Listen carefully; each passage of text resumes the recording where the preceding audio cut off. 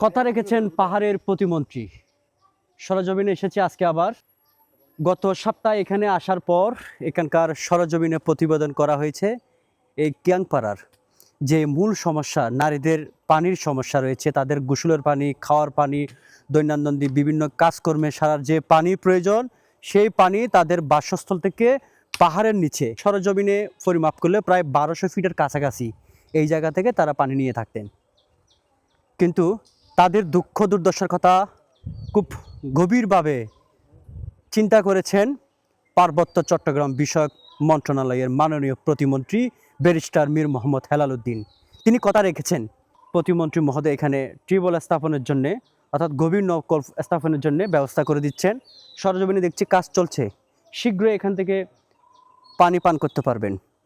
শুধু খাবারের পানি নয়, গোসলের পানি, নিত্য প্রয়োজনীয় পানি এখান থেকে তারা সংগ্রহ করতে পারবেন।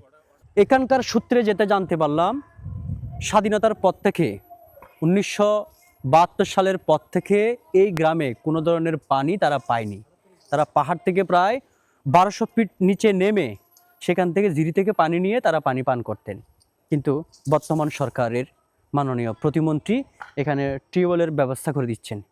পানির ব্যবস্থা করে দেওয়ার জন্য আমাদের পাহাড়ের প্রতিমন্ত্রী ব্যারিস্টার মিনহার স্যারকে ধন্যবাদ দেই এবং কৃতজ্ঞতা জানাই।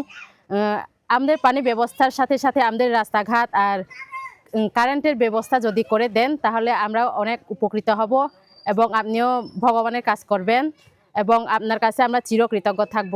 ওনারা বলছেন আমাদের ভগবানের কাজ করেছেন, এই জন্যে কথাটা বলছেন।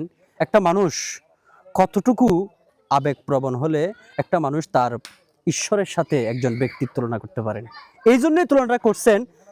ওনারা এই গ্রামে দীর্ঘ 50 বছরের অধিক সময় ধরে তারা পানি পাননি, খাবারের পানি তারা সেই জিরি থেকে, এই ঘর থেকে ঠিক ওইদিকে 1200 ফিট, এদিকে হলো 600 ফিট, 1800 ফিট নিচ থেকে তারা জিরি থেকে পানি সংগ্রহ করে। সেই পানি এই দিদি বলেছেন সেই পানি সংগ্রহ করতে যাওয়ার সময় একটা কলসি নিতে হয়, আসার সময়ও কলসির পানি অনেক সময় পড়েও যায়, আবার মাঝপথ থেকে গিয়ে কলসি ভরে পানি আনতে হয়। এই কষ্টটা দূর করে দিচ্ছেন পার্বত্য চট্টগ্রাম বিষয়ক মাননীয় প্রতিমন্ত্রী ব্যারিস্টার মীর মোহাম্মদ হেলাল উদ্দিন। ওনাকে অসংখ্য ধন্যবাদ জানিয়েছেন। সাথে সাথে ওনারা আরও কিছু দাবি করেছেন। এখানকার যাতায়াতের ব্যবস্থা, যেহেতু রাস্তা একেবারে খুব বেহাল অবস্থা, এই যাতায়াতের ব্যবস্থা যদি অন্তত বিগ সেলুন যদি করে দেয় তাহলে যাতায়াতটা করতে পারবেন।